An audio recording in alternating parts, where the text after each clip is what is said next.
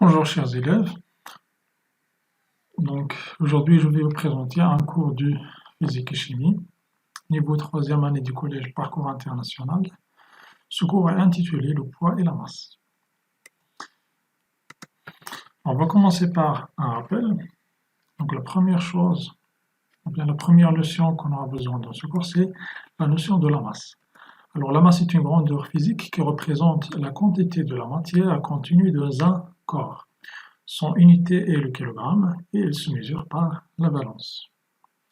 La deuxième notion est la notion de la force, qui signifie l'action mécanique exercée par un corps ou bien exercée par un acteur sur un receveur, ce qui conduit à changer sa vitesse, mettre le corps en mouvement, ou bien le mettre en repos, ou bien le déformer, ainsi de suite. Comme vous voyez dans cette image, le fil exerce une force sur la charrette, ce qui conduit à le mettre, ou bien à la mettre en mouvement. Chaque force se caractérise par des caractéristiques. La première est le point d'application, qui est ici le point de contact entre le fil et la charrette. La deuxième est la droite d'action, qui est une droite qui passe par le point d'application qui est parallèle au fil. La troisième est le sens d'action, qui est vers la droite. Et la quatrième est l'intensité de force, qui est mesurée par le dynamomètre. Son unité est le newton. Après, on représente la force par un vecteur, comme vous voyez sur cette image. La troisième notion qu'on aura besoin, c'est connaître les conditions d'équilibre d'un corps soumis à deux forces.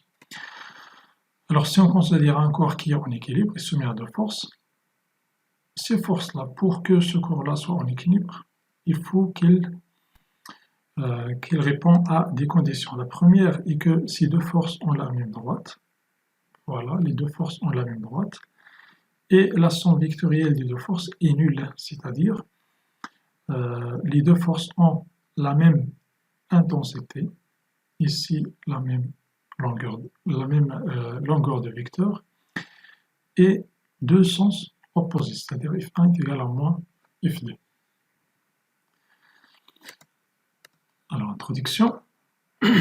On trouve sur les sacs de la farine l'écriture suivante. Le poids net est 25 kg. Mais on pose la question, est-ce que cette expression est correcte?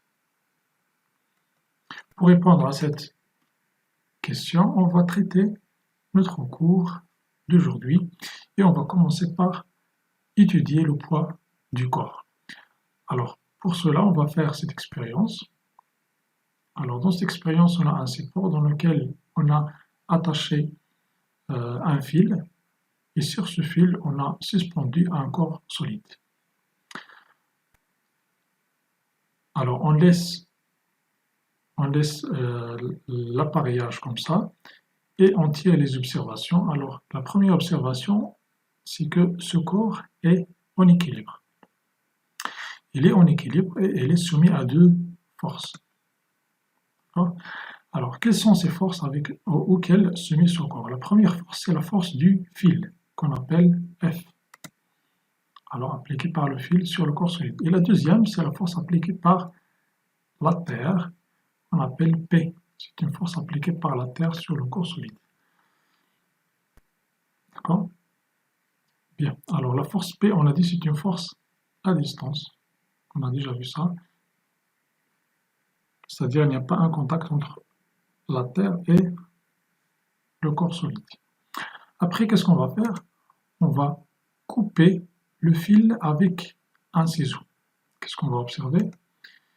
On va observer que le corps solide va tomber vers le bas, c'est-à-dire la chute du corps solide vers le bas. La chute signifie tomber vers le bas. D'accord? Alors on pose la question, pourquoi le corps tombe? Ou bien pourquoi il y a une chute de corps solide? Alors ici, la réponse de cette question est que lorsqu'on coupe le fil, qu'est-ce qu'on fait? On élimine cette force, c'est-à-dire la force appliquée par le fil. Et qu'est-ce qu'elle reste? Elle reste seulement la force P, qui est appliquée par la Terre. Qu'est-ce qu'elle fait cette force? Il tire le corps vers le bas, alors ce qui conduit à le faire tomber.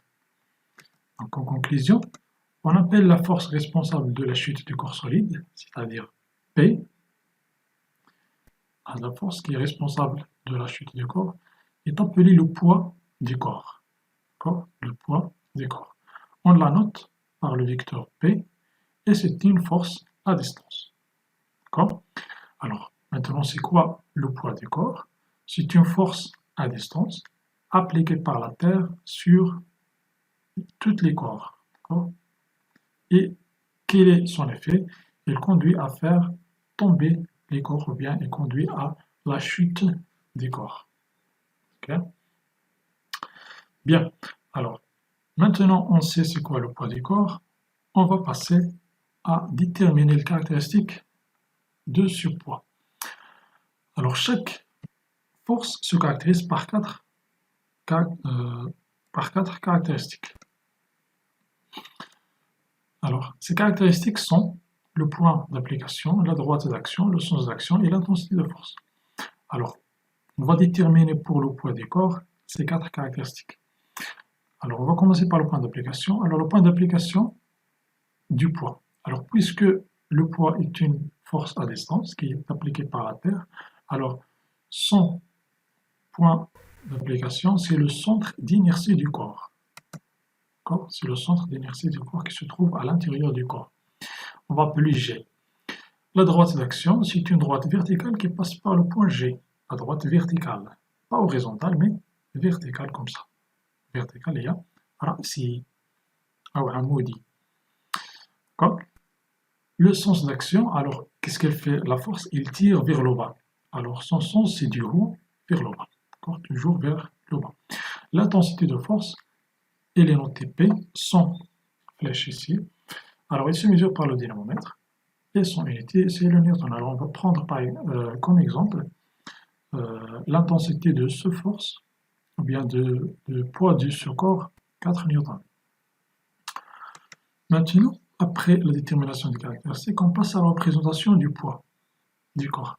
Alors pour la représentation, on va utiliser un vecteur dont les caractéristiques sont les caractéristiques de l'origine du vecteur, la direction de la vecteur, le sens du vecteur et la longueur du vecteur. Alors, ces caractéristiques, on les détermine d'après ou bien depuis les caractéristiques du poids.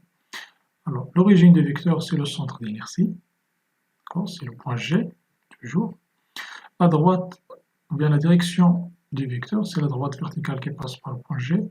Le sens du vecteur, c'est du point G vers le bas. Et la longueur du vecteur, on le détermine à partir de l'intensité de poids qui est ici 4 newtons, alors en utilisant une échelle. Alors on va utiliser cette échelle, chaque 4 newtons, on va la représenter par une flèche de 2 cm. Et on représente notre force du poids comme ça. Voilà, ici on a représenté notre force qui est dirigée vers le bas et qui est verticale. Donc voilà comment on détermine les caractéristiques des forces du poids. Maintenant, on cherche est-ce qu'il y a une relation entre le poids et la masse. Alors dans cette animation, on va voir la relation entre la masse et le poids. Donc on a ici un support dans lequel on a accroché un dynamomètre avec lequel on a suspendu un corps S. Alors ici, en bas, on a ce bouton pour changer la masse et on va lire l'intensité du poids sur ce dynamomètre. Par exemple, la masse du corps est 0,05 kg, donc ce corps-là, sa masse est 0,5 kg. Son intensité, ou bien l'intensité de son poids, c'est 0,49 newton. Alors lorsqu'on augmente la masse, par exemple 0,084 kg, l'intensité du poids du corps, c'est 0,82 newton. On augmente encore une fois, par exemple 0,118 kg, l'intensité du poids du corps, c'est 1,15 newton. On continue l'augmentation de la masse jusqu'à 0,188 kg. Alors la masse du poids du corps, c'est 1,45 newton, ainsi de suite jusqu'à, par exemple, 0,2 kg, l'intensité du poids du corps, c'est 1,96 newtons. Alors, qu'est-ce qu'on observe? Alors, l'observation aussi, c'est que lorsqu'on augmente la masse, l'intensité du poids du corps aussi augmente. Sur ce tableau, on a noté la masse d'un objet, d'accord?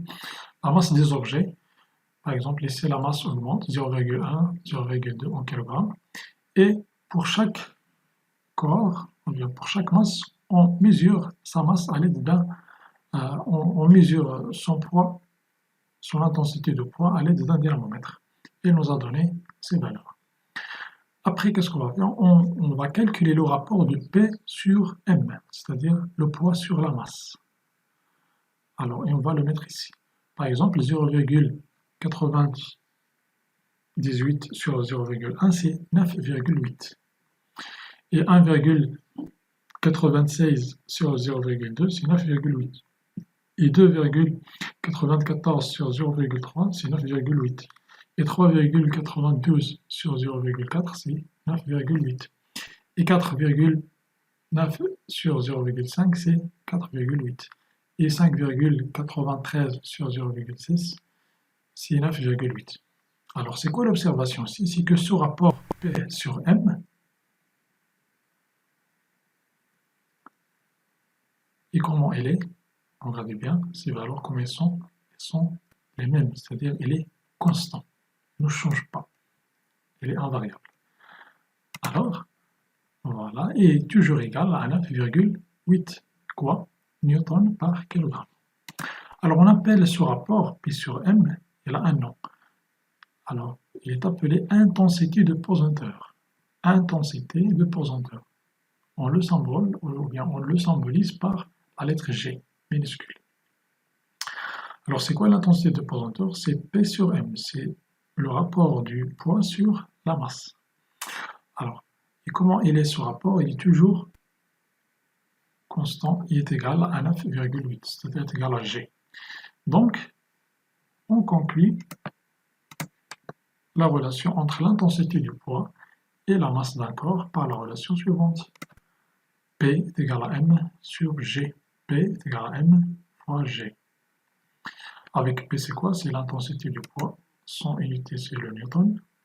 M, c'est la masse du corps en kilogrammes. Faites attention, ici, on exprime la masse par le kilogramme. Et G, c'est l'intensité de pesanteur en newton par kilogramme.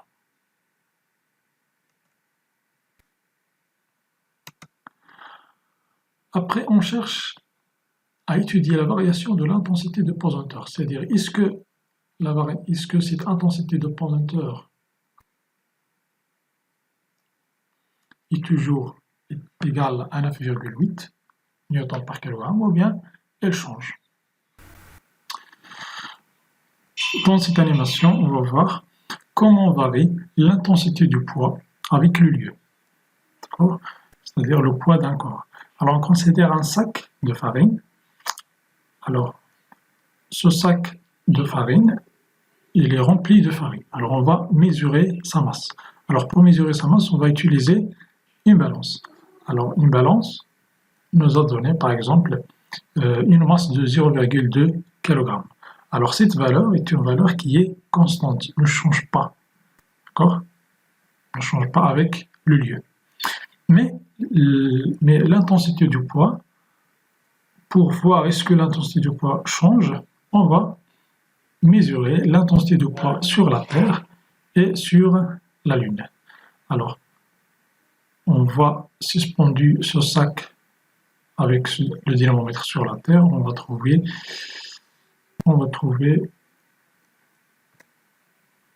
combien.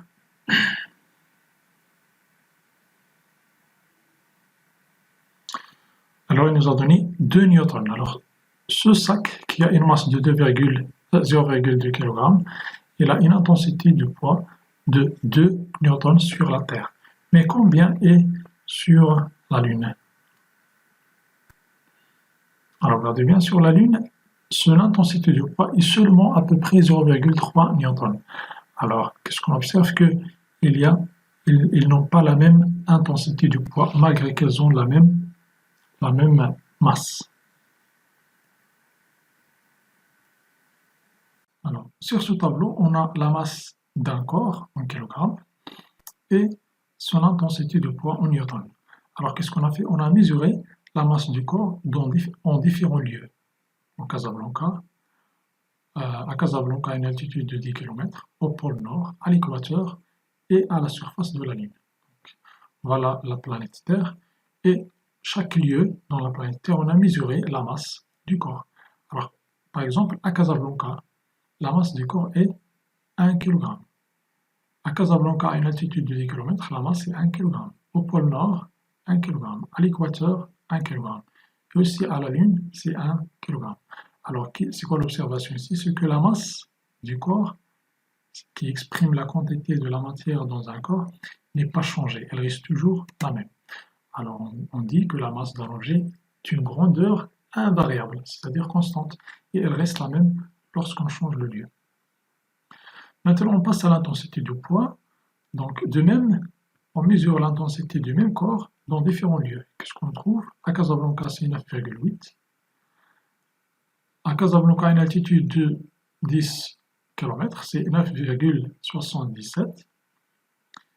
Et au pôle Nord, c'est 9,83. À l'équateur, c'est 9,78. Et à la surface de la Lune, c'est 1,63. Alors, qu'est-ce qu'on observe? Est-ce que l'intensité du poids, comment il est ici, est-ce qu'elle a la même valeur? Non, elle n'a pas la même valeur, mais elle change. Alors, on dit qu'il change avec quoi? Avec le lieu. C'est-à-dire, chaque fois qu'on change son lieu, la valeur du poids aussi change. Voilà, on dit l'intensité du poids dépend du lieu où il se trouve. D'accord? Et puisque la masse n'est pas changée, l'intensité du poids change, alors l'intensité de pesanteur aussi va changer avec l'altitude et avec le lieu et avec l'altitude où l'objet se trouve. D'accord? Donc, c'est-à-dire G aussi va changer. Donc la masse est invariable, l'intensité change, l'intensité de poids change et l'intensité de pesanteur aussi varie. Et on revient à notre problématique. On a dit, est-ce que cette expression qui est écrite sur le sac de la farine est correcte? Alors, ce n'est pas correct. Pourquoi? Parce que le poids, son unité, c'est le newton, pas le kilogramme. Et cette expression, qu'est-ce qu'elle exprime? Elle exprime la masse de la farine qui est dans le sac. Donc, c'est une écriture incorrecte car le poids est exprimé en newton. Donc, c'est mieux d'écrire la masse nette est 25 kg. Donc, cette valeur exprime la masse, pas le poids. Alors, dans la vie quotidienne, on ne distingue pas entre le poids et la masse. Donc, il faut faire attention à ces deux notions. Alors, on passe à l'exercice d'application. Alors, dans un supermarché, on lit sur un sac de farine le poids net 25 kg. Alors, que signifie cette inscription? Alors, l'expression poids net 25 kg signifie la masse du sac de farine. D'accord? Alors, signifie la masse, c'est la masse, pas le poids. La deuxième question, est-il correct? Est-ce que cette expression est correcte? Non, elle n'est pas correcte, car le poids est une force appliquée par la Terre sur la Terre. Son unité est le newton, pas le kilogramme. Troisièmement, calculer l'intensité de poids du sac sur la Terre. Alors ici, on va appliquer la relation entre le poids et la masse, c'est-à-dire P est égal à M fois GT. Alors ici, on nous a donné l'intensité de pesanteur sur la Terre, c'est 10 newtons par kilogramme. Alors on remplace chaque grandeur avec sa valeur. P est égal, M c'est 25, et GT c'est 10 newtons, alors est égal à 250 newtons. Alors c'est ça l'intensité du poids du sac sur la Terre, c'est 250 newtons. La quatrième, quelle serait la masse du sac sur la Lune? Maintenant, on a changé le lieu, c'est-à-dire on était sur la Terre, on est déplacé vers la Lune. Donc, est-ce que la masse va changer? Non, la masse est une grandeur invariable, c'est-à-dire on ne change pas, ni avec le lieu, ni avec l'altitude. Donc la masse du sac sur la Lune est 25 kg, donc elle reste toujours la même. Cinquièmement, calculer l'intensité du poids du sac sur la Lune. Alors maintenant, on va calculer l'intensité du poids sur la Lune. Alors on va utiliser la même expression, bien la même relation entre le poids et la masse. C'est-à-dire, on va trouver, on a P est égal à M fois GL, c'est-à-dire l'intensité de pesanteur sur la Lune. L, c'est Lune. Donc 25 n'est pas changé. Et fois 1,6 newton par kilogramme, donc c'est 40 newtons. Donc ici, l'observation, c'est que la masse n'est pas changée entre la Terre et la Lune, mais le poids a changé. Sur la Terre, c'est 250 newtons, et sur la Lune, c'est 40 newtons. Et voilà pour ce cours, et merci pour votre attention.